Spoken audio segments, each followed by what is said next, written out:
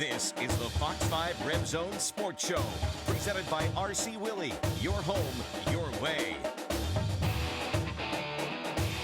Good evening. Welcome inside the RebZone. Kevin Bulliner alongside UNLV head football coach Tony Sanchez. Coming off the bye week, I know it was nice to kind of get some guys some rest and maybe get some of the injured guys back to full strength. Yeah, it was. You know, you come in and you put the last game to bed. You know, we had to talk about that, get that out of our system and get back on the field. It gives you a couple extra days to do a couple things, get a jump start on New Mexico. Actually spent one day working a little option because, you know, you got that coming up here in the future. So you just get a little couple sessions down on that. But really get everybody healthy, get them playing fast, get them playing confident as we go into conference play this week. How much do you spend on the New Mexico game when you have that extra week to prepare, or are you putting in things that you're going to maybe use later on in the year? The only thing we did for later on in the year is just, you know, again, you want to revisit some option football a little bit. You know, you're going to face that coming down the road with Air Force. New Mexico doesn't do some of the same things they did last year. You know, with Calvin McGee coming in, they're a little different, a little bit more spread out, throwing the ball a little bit better than they have been.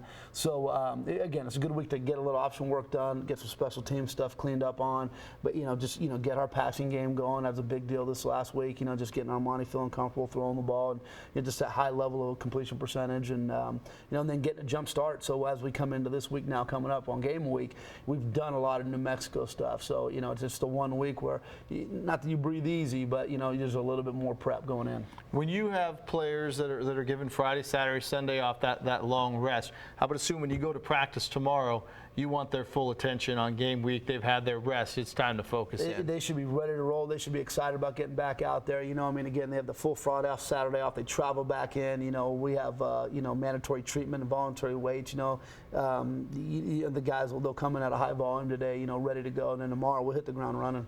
It is Mountain West Conference season kicking off this Saturday at Sam Boyd Stadium as New Mexico comes to town for game 1 of the conference slate. Here's a preview.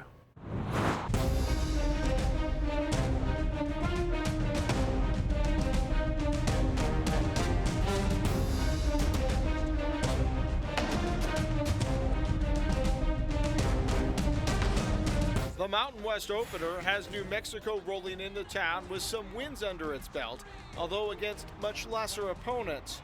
The Lobos are trying to get things back on track after a disappointing year last year, including a loss to UNLV in Albuquerque. Head coach Bob Davie is expecting to have his hands full once again with the Rebels. To come to Las Vegas and play them is going to be a challenge because they're getting better. Things have changed a bit at New Mexico, who have switched up some of their offensive philosophy. I think the base of the offense is still the same. You know, we still are going to be a triple option based offense that has the ability, depending on how teams play us, to run triple. I still think that's the great equalizer. The problem we had last year was the teams that really took away our triple option or made us just give the ball. We need more answers. You know, we needed a way to get the ball in the perimeter a little bit more without having to pitch it to get it there. Enter new offensive coordinator Calvin McGee, who came from Arizona and has been a longtime coach under Rich Rodriguez. Still an option-based offense, but it allows the Lobos to be more balanced. Defensively, New Mexico gives up a lot of yards, nearly 500 a game, but they also lead Mountain West teams in interceptions. This game is traditionally a high-scoring affair, so getting stops for UNLV will be key. The first conference game also sets the tone for the run through the wild Mountain West. This is an important step in not only becoming bowl eligible, but beginning the quest to contend in the division and the conference. You mentioned it a little bit earlier, new offensive coordinator and New Mexico changing a lot of things that they're doing offensively this season. Yeah, you know, in the past they've been so run heavy. I mean, it wouldn't be out of the ordinary to see them run the ball 52 times and throw it 10, 11, 12 times. They've done a good job of being more balanced, you know, airing the ball out a little bit more. They're still a good, capable run team. They've been built that way over the last bunch of years. Big, solid offensive linemen, good backs.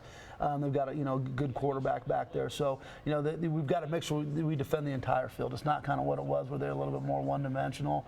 They're doing a better job of balancing things out. traditionally UNLV and New Mexico have high-scoring games going back over many years. Defensive stops going to be big in this one. They're going to be huge. I remember last year it felt like we had control of the game. We had a little bit of a lead, and we just kept giving up big chunks, chunk after chunk after chunk, and they worked their way back into the point where they took the lead, and we had to come from behind at the very end. So we would like to see ourselves, again, be more balanced. We know coming out of the first 4 games, the one thing we have to do is be able to throw the ball with more efficiency. We've been one of the top running teams in the country, but to balance that out, to make them defend the entire field, we're going to have to come out and throw the ball well, the higher level of accuracy this week.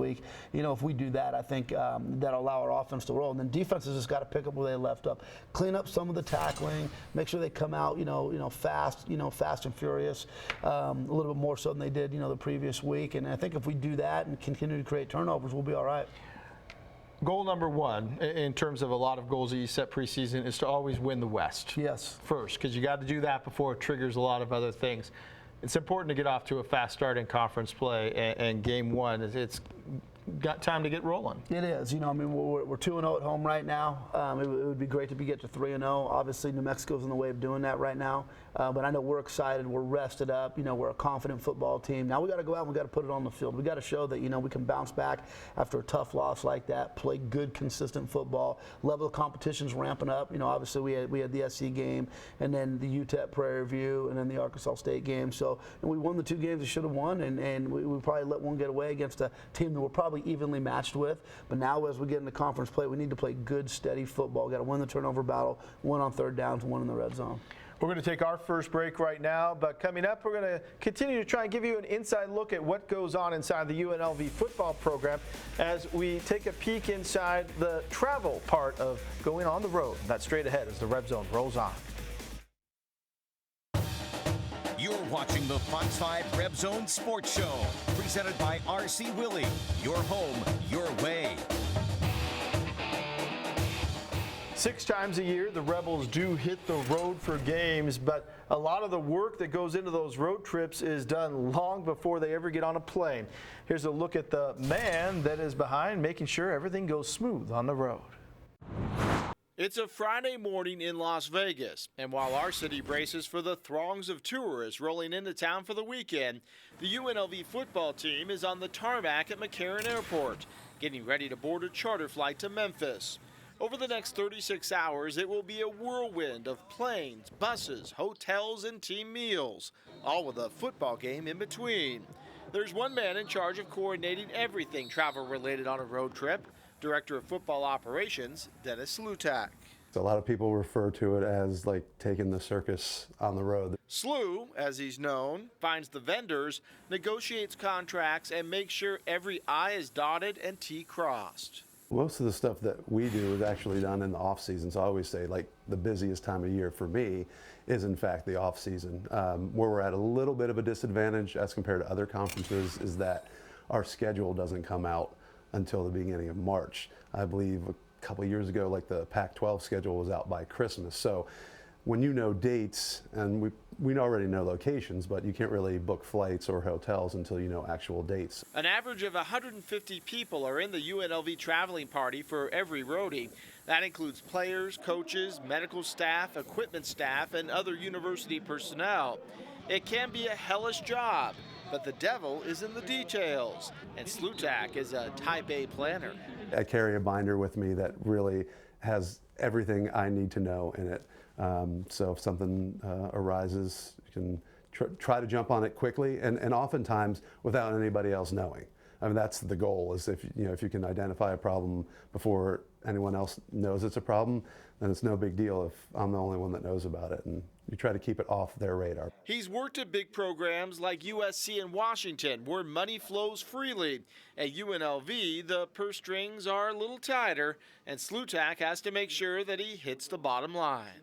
We have a very detailed budget to where we know where we're spending our money and where it's best spent. And we've done a really good job of managing that since we've been here. Sometimes that's not easy, especially with a trip to Hawaii every other year and the chore of making sure that a group of football players are fed. The meal prep is the biggest thing, just in terms of the quantity of food that these 18 to 22-year-old kids consume. And it's far more than a single serving. But it's a labor of love, and one Slutak looked to continue at UNLV when they were making a coaching change. He had met Tony Sanchez once back in 2011 while working at the University of Washington, and they had not spoken since. But when Slutak heard Sanchez might get the UNLV job, he took a shot in the dark at getting on the ground floor in Las Vegas. I shot an email to his Gorman address. He called me back that night.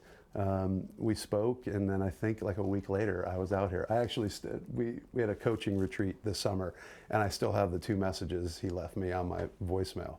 So it was just a cool thing, right place, right time. And right man. Think about the headache that you have for planning a full-fledged trip for your family. Now multiply your vacation crew several times over. Slutak, though, loves what he does and is proud to do his part of a multi-layered group that works to make UNLV football succeed. It's cool to watch everybody do their individual jobs, all with the same purpose of winning a football game, whatever their role may be. Before we get to the ins and outs of the travel, you know, the interesting story there, you had met once when you went up for a football clinic up in Seattle when Slu was at the University of Washington. But it goes to show that in college football, relationships, even if they're just a brief one, can be something that can pay dividends down the road. Yeah, when Sark was the head coach at Washington, I went up and I spoke at their clinic and spent a couple days there just talking ball. And Slu picked me up from the airport, you know, got me all settled in, got a chance to spend some time with them. And when I got the job, to be honest, you know, I knew a lot of ball coaches. You know, I knew a ton of coaches, guys that I wanted to talk to about, you know, hiring. What I didn't know was a lot of DFOs, you know. So Slu was the one guy that I know he'd worked for Pete Carroll during that SC run, you know, national title and all that. Been at Washington, Bowling Green. So, you know, after he reached out, you know, we started having a great conversation, and it's worked out great. He's great at what he does. And it's a really important aspect of the program because it's something that you don't have to worry about, or at least hope you don't have to worry about when you go on the road. You can focus on football with the staff and the players and hope that everything goes smooth. 100%. I tell you what, when we go on the road, when it comes to hotels, planes we're staying in, the way we're eating, when it comes to fall camp and the hotels we stay in, and again, the food and what we do there, when it comes to, you know, managing our budget and letting us know where we are from recruiting to this and that. I mean, literally, he's my right-hand guy. He's become a, you know, really good friend. He's a really great co-worker, and he's got a lot on his plate and does a tremendous job with it. How much conversations do you have in terms of letting him know, hey, I want this in this city, you know, maybe in terms of certain things, even if it's a meal or times in terms that you arrive in certain cities? Well, the great thing about Slu is we spend a lot of time together. I mean, I spend probably as much time with him and Coach Manuel, our strength coach, as I do anybody on the staff. And so when it comes into, you know, what we want to eat, how we want to eat, how we want the travel to feel, what we want it to look like, and he actually goes out and every place we haven't been before, he does a forward trip in the spring. So he actually flies there, checks the hotel out, makes sure that, you know, everything's going to run smoothly so that when it does come, if there's any kind of, you know, mishaps or anything, we can deal with it right away. So he does a really good job, but I mean, there's a tremendous amount of communication between myself and him on everything that goes on, and you know, some of it's travel, some of it's logistics, some of it's academic, some of it's summer school and budgeting, and you know, again, you know, when you're working on a tight budget like we work on compared to a lot of schools, a guy like that does a tremendous job, you know, of keeping you above board. We're going to take another time out to pay some bills, but when we come back, one-on-one with Mountain West Commissioner Craig Thompson. We're going to talk about everything involved in the conference and what they're planning on doing moving forward. That's straight ahead. Stay with us. You're watching the Fox 5 RebZone Sports Show, presented by RC Willey. Your home, your way. Welcome back inside the RebZone. We're joined now by Mountain West Commissioner Craig Thompson to talk a little bit about football. 20th year of the conference, hard to believe, but 2 decades, quite an accomplishment. Well, time waits for no one. It's amazing that we're in our 20th season. It's been a lot of fun. We've had a lot of highs and BCS Bowls and CFP Bowl that first year with Boise State. And I really like where the league is positioned in 2018. I think it's very similar to 4 or 5 years into the Mountain West, that we beginning our 6th year, the same 12-team membership and getting some stability and maturity, and you know, looking for good things to happen. Upswing in football, upswing in men's basketball, and positive things are happening. There are a lot of challenges. One is going to be the TV contracts that will be coming up soon. How is the Mountain West positioning itself to make sure that you guys get a bigger piece of the pie?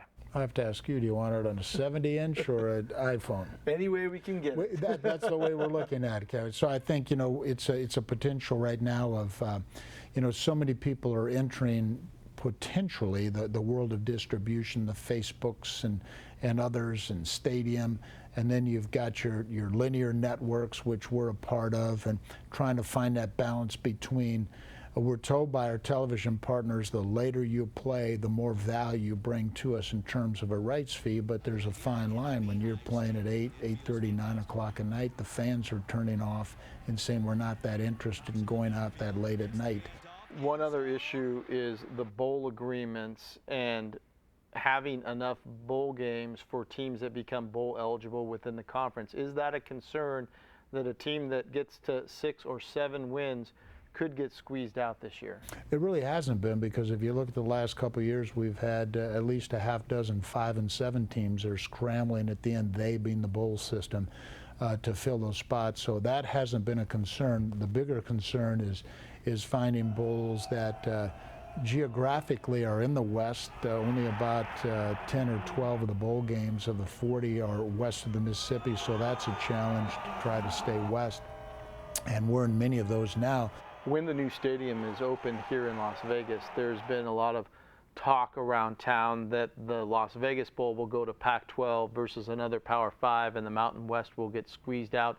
How much conversation have you had about making sure that you fit into the Las Vegas Bowl profile, or possibly maybe a second bowl game that would put a Mountain West team against another conference like the MAC or Conference USA? Well, either would be good options. We'd prefer to stay playing the Pac-12 in the new Raiders UNLV Stadium, but you know, certainly those decisions are out of our hands. They're up to the Stadium Authority. They're up to Las Vegas Events, LVCVA. You know, Las Vegas Events and the LVCVA have paid us millions of dollars over the last 19 years for our basketball championship. We played in 18 and 19 Las Vegas Bowls. And so we love the market. It's a great destination. But, you know, those aren't our decisions. You have to be invited to participate. And so, you know, we continue to express our interest, and it's shown basically by history of who's coming to the games and how we've supported both events for nearly 2 decades. Final question in terms of expansion. I know on the basketball side there was some flirtation with Gonzaga to come in.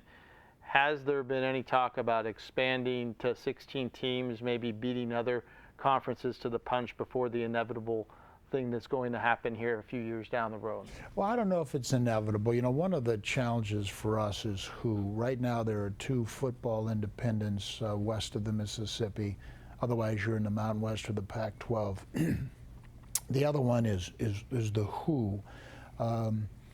Do you look at schools in Texas? How far east do you go? Then you start getting into the geography and all the other sports trying to come back and forth and traveling. Team sports, particularly the baseballs and volleyballs, et cetera, you know, 2 time zones away. BYU still potentially in the mix to come back? We really haven't had any active conversation with BYU for several years. I see Tom Homo. We served on the basketball committee together, so I see Tom a lot, but there have not been any active conversations. Commissioner, thanks for your time as always. We appreciate it. We're back to wrap up the Red Zone right after this.